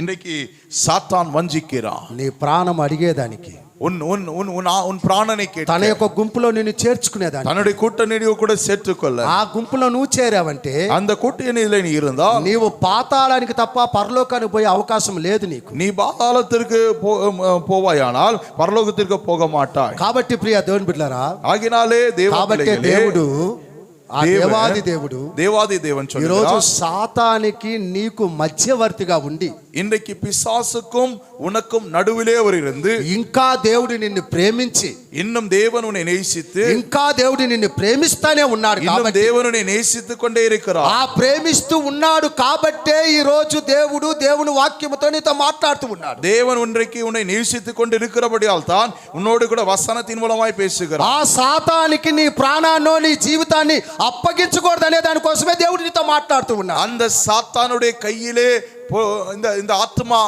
ஒப்பு கொடுக்கப்படக்கூடாது என்று தான் ஆண்டவர் பேசிக் கொண்டிருக்கிறார். దేవుడు నిన్ను ప్రేమిస్తున్నాడు కాబట్టి ఈ 9 నెలలు నువ్వు చూసావు. இந்த தேவனுடைய நேசிக்கிறபடியில் தான் இந்த 9வது மாசத்தை பார்த்திருக்கிறார். దేవుని సముఖానికి నిన్ను తీసుకొని వచ్చాడు. தேவனுடைய சமூகத்தில் உன்னை கொண்டு வந்திருக்கிறார். కాబట్టి ప్రియ దేవుని బిడ్డలారా, நீ தேவனுடைய பிள்ளைகளே, ఇప్పుడు సాతాను ప్రార్థన చేస్తుంది, பொல்லாத சாத்தான் ஜெபம் பண்ணுகிறான், దెయ్యాలు ప్రార్థన చేస్తున్నాయి, பேய்கள் ஜெபம் பண்ணுகிறது, అయ్యా పాతాళానికి పంపించొద్దు, பாதாளத்திற்கு அனுப்பாதையா. ఈ రోజు దెయ్యాలను చూసి మనం బుద్ధి తెచ్చుకోవాలి. பேய்களை பார்த்து நாம் புத்தி கொள்ள, ఈ రోజు మనం బుద్ధి తెచ్చుకోవాలి. நாம் ஞானம் கொள்ள. అయ్యా మేము కూడా ఆ యొక్క పాతాళానికి పోకుండా మమ్మల్ని తప్పించు, ஆண்டவரே பாதாளத்திற்கு போகாதபடிக்கு என்னை தப்பித்துக் கொள்ளும், అయ్యా అటువంటి కృప నాకు దయచేయి, அப்படிப்பட்ட கிருபை தாரும். అలాంటి ప్రార్థన ఈ రోజు మనం చేయాలి. அப்படிப்பட்ட ஜெபம் நாம் செய்ய வேண்டும். అలాంటి ప్రార్థనకి మనము దేవునికి ప్రాముఖ్యత ఇచ్చి దేవునిలో జీవించాలి. அப்படிப்பட்ட ஜெபத்திற்கு இடம் கொடுத்து நாம் ஜெபிக்க வேண்டும். కాబట్టి ప్రియ దేవుని బిడ్డలారా, ஆகினால தேவ ఈ பிள்ளைகளே, రోజు నీ ప్రార్థన ఎలా ఉంది? உன் ஜெபம் எப்படி இருக்கு? ఈ రోజు నీ ప్రార్థన జీవితం ఎలా ఉంది? உன் ஜெப வாழ்க்கை నీ எப்படி இருக்கு? ఆత్మీయ జీవితం ఎలా ఉంది? உன்னுடைய ஆவிக்குரிய வாழ்க்கை எப்படி బాగా இருக்கு? ఆలకించి ప్రియ దేవుని బిడ్డలారా, நன்றாய் யோசித்துப்பா.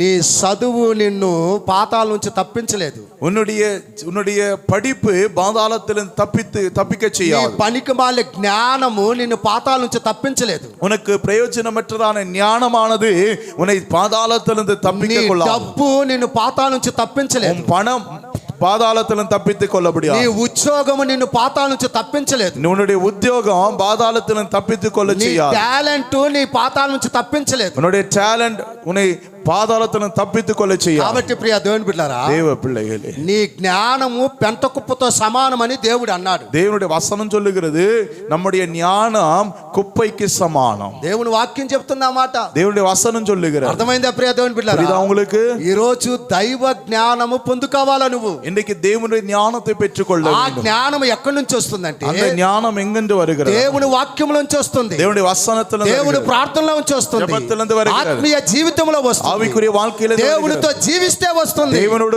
வாழ்ந்தால் வருகிறது. అది పరలోకం నుంచి వచ్చే జ్ఞానము. பரலோகத்திலிருந்து வருகிற ఆ ஞானம், పరలోక జ్ఞానాన్ని నువ్వు పొందుకొని அந்த பரலோக ஞானமானது దేవునితో నువ్వు జీవిస్తే தேவனோடு கூட நீ இருக்க పాతాళము తప్పించబడతావు, பாதாளத்திலும் தப்பித்துக் నరకము నువ్వు తప్పించబడతావు, நரகத்திலும் தப்பித்துக் கொள்வாய், పరలోక రాజ్యానికి నువ్వు చేరతావు. பரலோக ராஜ்யத்துக்கு சேருவாய். కాబట్టి ప్రియ దేవుని బిడ్డలారా, ஆகினால தேவ ఈ பிள்ளைகளே, రోజు నువ్వు ఇంత జీవితాన్ని లోకముతో నువ్వు జీవించి இன்றைக்கு உலகத்தில் இப்படிப்பட்ட வாழ்க்கை வாழ்ந்து கொண்டு చివరికి నువ్వు పాతాళం పోయి ఏమి ప్రయోజనం? பாதாளத்திற்கு போய் என்ன லாபம்? నేను చాలా సార్లు చెప్తాను. நான் நிறைய முறை சொல்லியிருக்கேன். చాలా మంది హిందువులోంచి మేము వచ్చాము అంటాం, இந்துல இருந்து நாங்க வந்தோம் அப்படின்னு ఈయన సత్య దేవుడు అని చెప్పి చెప్తాం. இவர்தான் உண்மையுள்ள தேவன் కానీ என்று సత్య சொல்வார். దేవుడు అని చెప్పిన తర్వాత இந்த உண்மையுள்ள தேவன் என்று అది నువ్వు తెలుసుకున్న తర్వాత அந்த தேவனை ఆ தெரிந்து దేవుని కోసమే నువ్వు జీవించుకున్నావు. அந்த தேவனுக்கென்றே நீ வாழ்ந்து ఇక கொண்டு నువ్వు హిందువులో ఉంటేనే బెటర్. நீ இந்துல இருந்தாலும் நல்லதுல, ప్రయోజనం లేదు కదా దేవునికి. నువ్వు பிரயோஜனம் இல்ல. నేను మారినా అనే దానికి ప్రయోజనం ఏముంది? நான் மாறினேன் என்று சொல்றதுக்கு அர்த்தம் இல்ல. ఇంకా కొంత శిక్ష అనే నీకు తగ్గుద్ది. இன்னும் கொஞ்சம் சிரிச்ச உனக்கு கம்மியாகும். ఎందువల్ల అంటే నువ్వు అటు కాకుండా ఇటు కాకుండా ఉన్నావు. నువ్వు நீ அங்கு இல்லாம இங்கு இல்லாம ఎట్ట இருக்க. నువ్వు లోకముతోను సగము దేవునితోటి సగం ఉన్నావు. నువ్వు இங்க உலகத்தோடு கூட மிகுதி, இந்த தேவனோடு கூட பாதி. ఏమి ప్రయోజనము? என்ன பிரயோஜனம்? దేవునిలోకి వచ్చిన తర్వాత கர்த்தருக்குள் வந்த பிறகு, నిజమైన దేవుణ్ణి ఆరాధించినప్పుడు, உண்மையான தேவனை సత్యమైన ஆராதிக்க, దేవుని నువ్వు తెలుసుకున్నప్పుడు நீ தேவனை அறிந்து கொண்ட பிறகு, సత్యము కోసం జీవించు. நீ సత్యத்திற்காக வாழ, టోటల్ గా దేవునికి సమర్పించుకో. பூரணமாய் கர்த்தருக்கு ஒப்பு கொடுக்கணும். అప్పుడు దేవుడు నిన్ను ఇష్టపడతాడు. அப்பொழுது கர்த்தர் விரும்புவான். మనము చెప్పే విధము ఎలా ఉంటదంటే, నేను అక్కడి నుంచి వచ్చాను ఇక్కడి నుంచి వచ్చానని చెప్తాము. நம்ம சொல்ற விதம் எப்படி இருக்கு தெரியுமா? நான் அங்க இருந்தையா அங்க இங்க வந்தையா அப்படின்னு சொல்லுவோம். చాలా సంతోషం. ரொம்ப சந்தோஷம். కానీ దేవుడు ఇష్టపడే జీవితము, దేవుడు ఇష్టపడే ప్రార్థన నీలో ఉందా? ஆனால் கர்த்தர் விரும்புகிற ஒரு ஜெபம் நீ பண்ணுகிறாயா? దేవుడు ఇష్టపడే ఆత్మీయ జీవితం నీలో ఉందా? கர்த்தர் விரும்புகிற ஆவிக்குரிய ஜீவியம் நீ దేవుడు செய்கிறாயா? ఇష్టపడే కుటుంబముగా నీ కుటుంబం ఉందా? தேவன் விரும்புகிற குடும்பம் உன்னுடைய வாழ்க்கை దేవుని இருக்கிறதா? నామాన్ని మహిమపరిచే కుటుంబంగా ఉందా నీ కుటుంబం? தேவனுடைய நாமத்தை மகிமைப்படுத்துகிற దేవుని குடும்பமா యందు இருக்கிறதா? భయభక్తి కలిగిన కుటుంబంగా నీ కుటుంబం ఉందా? தேவனிடத்துல பயபக்தியா இருக்கிற குடும்பமா దేవుని இருக்கிறதா? వాక్యానికి లోబడి జీవించే కుటుంబంగా నీ కుటుంబం ఉందా? வசனத்திற்கு பயந்து வாழ்கிற குடும்பமா இருக்கிறதா? ఆలోచించుకో ఒకసారి. யோசித்துப்பா. సాతాను భయపడుతుంది, சாத்தான் பயப்படுகிறான், దెయ్యాలు భయపడుతున్నాయి. பேய்கள் பயப்படுகிறான். అయ్యా మేము పాతాళానికి పోమయ్యా, ஐயா பாதாளத்திற்கு போக மாட்டோம், దయచేసి మమ్మల్ని అక్కడ పంపి. தயவு செய்து எங்களை அனுப்பாதீங்க. వణుకుతున్నాయండి. பயப்படுகிறார்கள். అవి వణికినా அப்படி பயந்தாலும் అది పాతాళం మాత్రం తప్పదు వాటికి. பாதாளம் மாத்திரம் தப்பாது.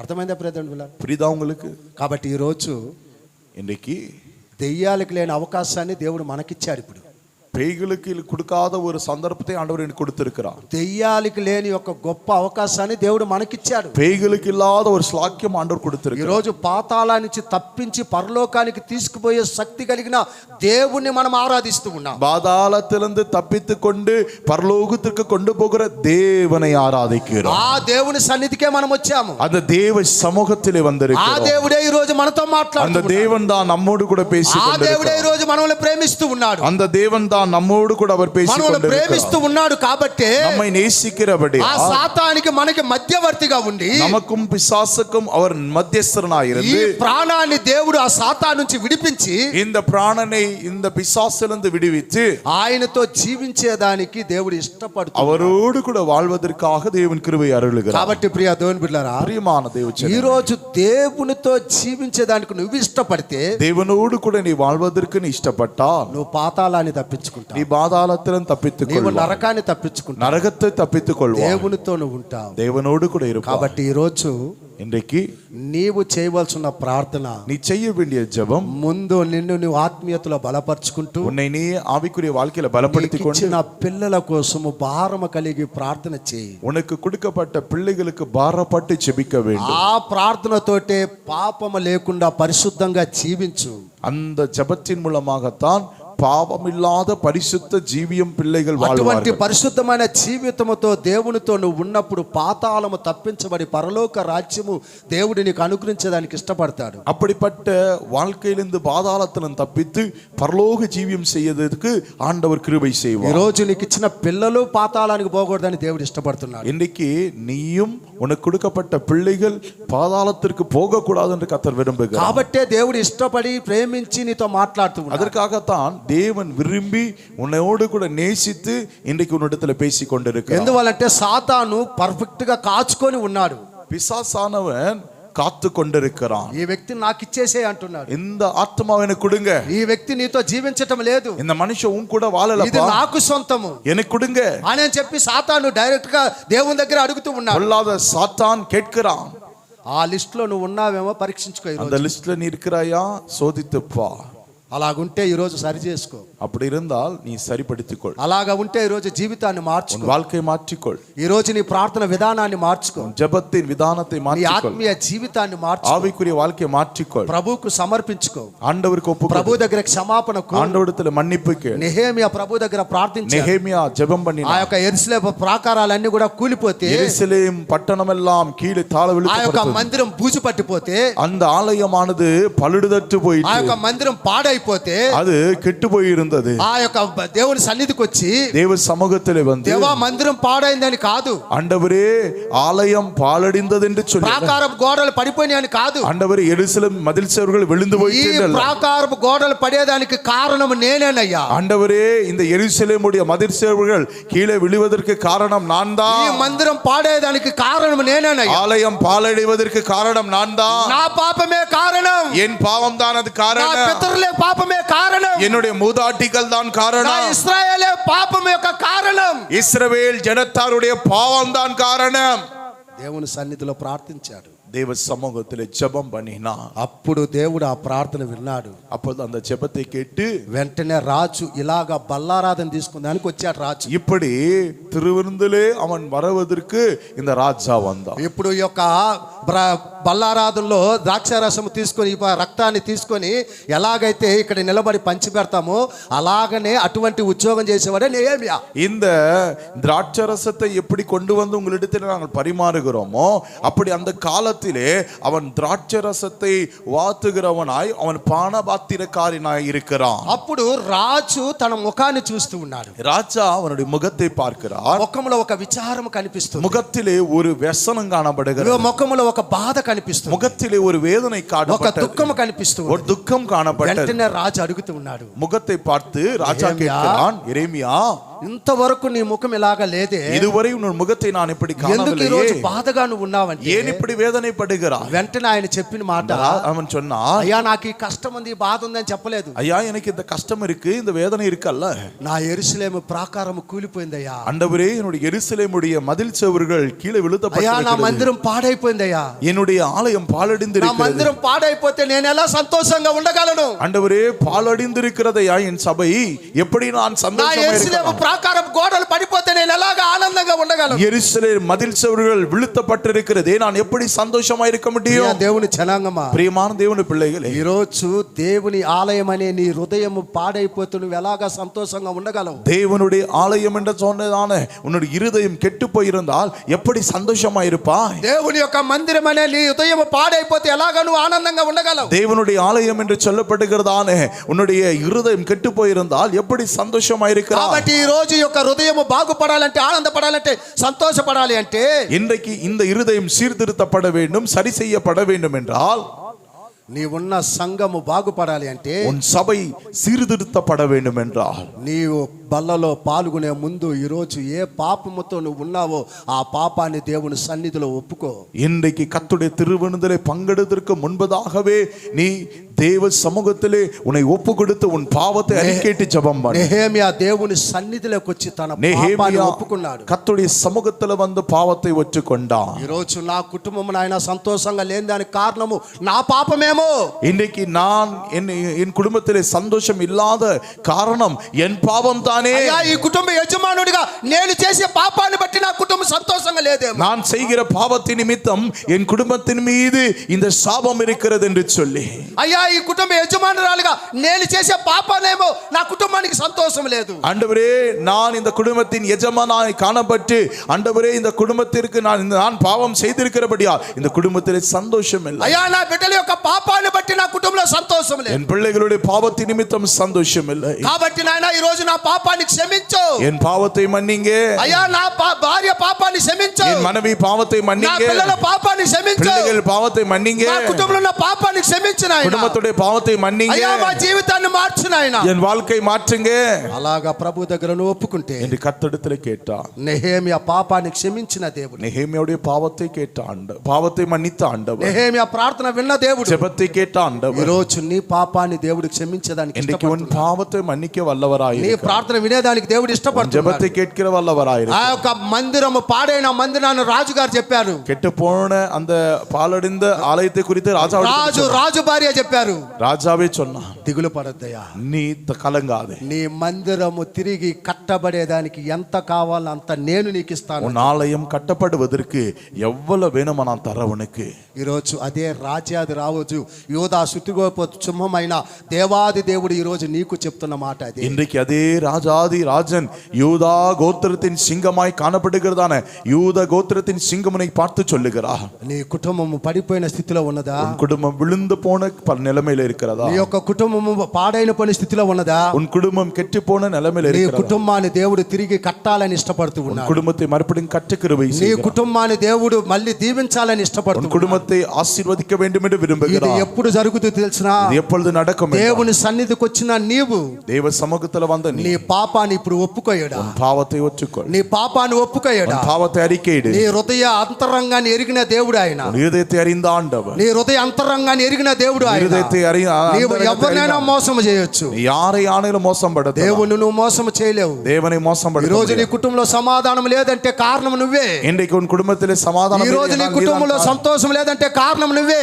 இன்றைக்கு உன் குடும்பத்திலே சமாதானம் ఈ రోజు నీ పిల్లల ద్వారా నీకు దుఃఖం వస్తుందంటే కారణం నువ్వే. பிள்ளைகள் மூலமாக துக்கம் வந்தால் நீதான் காரணம். కాబట్టి ఈ రోజు ప్రభు దగ్గర సమర్పించు. இன்றைக்கு ஜெபம் பண்ணு, ప్రభు దగ్గర ఒప్పుకో. ఒప్పుకోడు. నెహెమ్యా ప్రార్థన ఆలకించి దేవుడు తిరిగి కట్టినట్టు ఈ రోజు నీ కుటుంబాన్ని దేవుడు కట్టాలని ఇష్టపడుతున్నాడు. இன்றைக்கு நெகேமியா உடைய வாழ்க்கையை ஆண்டவர் கட்டினதை போல, ஆலயத்தை கட்டினதை போல தேவன் உன் குடும்பத்தை, உன் பிள்ளைகளை கட்டி எழுப்ப வேண்டும் என்று விரும்புகிறார். పాడైపోయిన నీ హృదయాన్ని దేవుడు తిరిగి కట్టాలని ఇష్టపడుతూ ఉన్నాడు. ஆண்டவர் உன் கெட்டு போன இருதயை கட்ட வேண்டும் என்று விரும்புகிறார். నీ జీవితాన్ని మార్చాలని దేవుడు ఇష్టపడుతూ உன் ఉన్నాడు. வாழ்க்கையை மாற்ற வேண்டும் என்று నీ விரும்புகிறார். ప్రవర్తనను మార్చాలని దేవుడు ఇష్టపడుతూ ఉన్నాడు. பிரவர்த்தனை மாற்ற வேண்டும் என்று నీ விரும்புகிறார். పాపాలను క్షమించి నీ జీవితంలో గొప్ప కార్యాలు చేయాలని దేవుడు பாவத்தை மன்னித்து ఇష్టపడుతూ உன் வாழ்க்கை மாற்ற வேண்டும் என்று விரும்புகிறார். ప్రభువుకి ఈ రోజు నువ్వు సమర్పించుకుంటే తప్ప, இன்றைக்கு ஆண்டவரிடத்தில் ஒப்பு கொடுத்தால் ஒழிய, ప్రభువుకు నువ్వు సమర్పించుకుంటే తప్ప தேவனிடத்தில் ஒப்பு கொடுத்தால் నువ్వు ஒழிய, పాతాళాన్ని తప్పించుకుంటావు, பாதாளத்திலும் தப்பித்துக் నరకాన్ని తప్పించుకుంటావు. நரகத்திலும் தப்பித்துக் ఒకవేళ ఈ రోజు అయోగ్యంగా బలలో నువ్వు పాల్గొంటే, இன்றைக்கு அயோக்கியமாக கர்த்தருடைய பந்தியிலே நீ నీ பங்கெடுத்தால், పాపాన్ని ఒప్పుకోకుండా బలలో నువ్వు పాల్గొంటే நீ பாவத்தை அறிக்கையிடாமல் கர்த்தருடைய నీకు திருவிருந்திலே பங்கெடுத்தால் పాతాళము తప్పదు అని బైబిల్ చెప్తూ ఉన్నది. பாதாளத்தை தப்பித்துக் கொள்ள నీకు முடியும். రోగము తప్పదు అని బైబిల్ చెప్తూ ఉన్నది. கர்த்தருடைய அந்த வியாதியிலிருந்து நீ தப்பித்துக் கொள்ள முடியும். అనేకమైన రోగాలు వస్తాయి అంటూ ఉన్నది. வியாதிகள் வருகிறது என்று சொல்லி నీవు మరణిస్తావని చెప్తుంది நீ బైబిల్. நித்திரை அடைவாய், மரணிப்பாய் என்று కాబట్టి சொல்லுகிறது. జాగ్రత్త సుమా, ஜாக்கிரதையாயிரு சபையே, జాగ్రత్త సుమా. ஜாக்கிரதையாயிரு. ఇప్పటికైనా నీ పాపాన్ని ఒప్పుకోండి. இன்றைக்கு ஆகிலும் உன் பாவத்தை அறிக்கையிடு. పరిశుద్ధంగా ప్రభు బలలో పాల్గొను. பரிசுத்தமாய் தேவ கர்த்தருடைய பந்தியிலே ఆచార பங்கெடு. ప్రకారం బలలో పాల్గొనొద్దు. ஏதோ சடங்காச்சாரமாய் பங்கெடுக்காது. ఆచార భక్తితో రావద్దు అడికి. சடங்காச்சார பக்தியோடு கூட అలా இருக்காது. వచ్చే పని అయితే அப்படிப்பட்ட வாழ்க்கை నువ్వు இருந்தால் బలలోకి రావద్దు. நீ பங்கு கர்த்தருடைய బల్ల திருவிருந்திலே வராது. తీసుకోవద్దు నువ్వు. திருவிருந்திலே అది నీకు பங்கெடுக்காது. శాపం. அது சாபம். అది నీకు శాపం. சாபம். అది నీ శరీరానికి బలహీనం. சரீரத்திற்கு பலவீனம். బైబిల్ చెప్తున్న మాట. வேதம் சொல்லுகிறது. బైబిల్ చెప్తున్న మాట. வேதம் சொல்லுகிறது. మేము చెప్తున్న మాట. நான் சொல்லவல்ல. కాబట్టి జాగ్రత్త.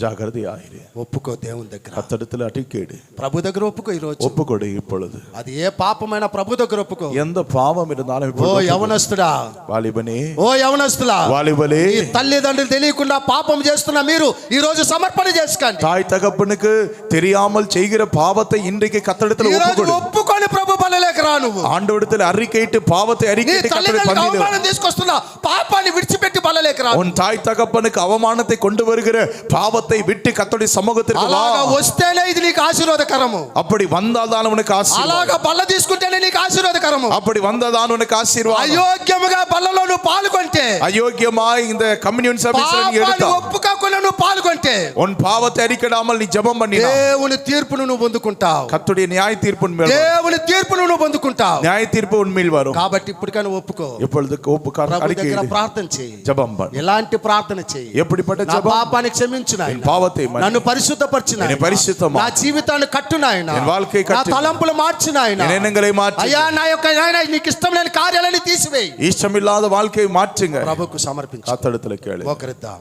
ஜெபம் பண்ணுங்க. మోకరిద్దాం, முழங்கால் படிட்டு ஜெபம் మోకరిద్దాం. முழங்கால்